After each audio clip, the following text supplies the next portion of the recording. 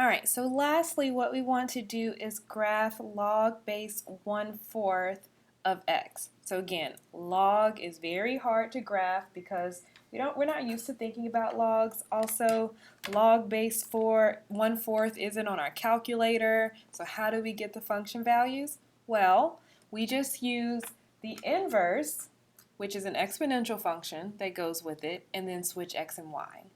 All right, so what could our inverse exponential function be for log base 1/4 of x?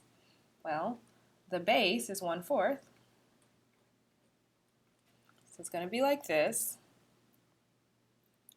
All right, so we want to figure out x values, and the y values go with 1/4 to the x. And then we just choose nice points. I'm going to go with -1, 0, and 1 again. All right, so -1. What does it mean when we have a negative exponent? Well, it means that things are in the wrong place. We need to move things across our division line. So we need to flip our fraction. 4/1, which is 4. So -1 goes with 4. All right, 0, we know we're going to get here. 1/4 to the 0 is 1. And then plugging in 1, we get 1/4. Also, we have our usual asymptote, y equals 0. So this is the first step. We first figure out, okay, what are exponential values? So exponential function is our inverse. Then to find what we really want, we just switch x and y.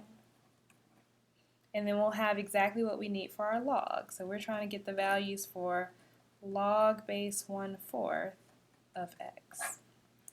So we take these and we switch. So my new x values are going to be 4, 1, and 1/4. And my new y values are going to be -1, 0, and 1. And can't forget our asymptote. That's going to change as well. Instead of y equals 0, it will be at x equals 0. And so now we're ready to graph.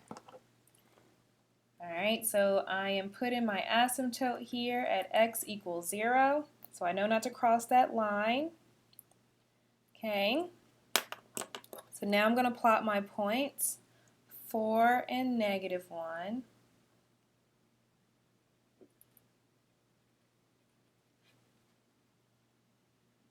And then 1 and 0, we expect that one. And then 1/4 and 1. So somewhere really close here.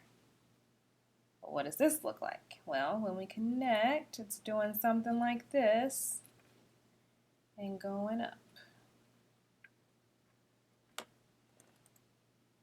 All right, so both of the graphs we just drew should be very similar to the graphs up above, right? This one looks very similar to that, and then this one looks very similar to that. So the only difference is the first one, our base was a number bigger than 1, and the second one, our base was a number between 0 and 1. All right, so make sure you're able to do all the learning outcomes. Let's just say logarithmic. So can you recognize a logarithmic function graphically and algebraically? So make sure you know what those graphs look like. Can you evaluate logarithmic expressions? So we talked about how to do that by switching them to exponential form first.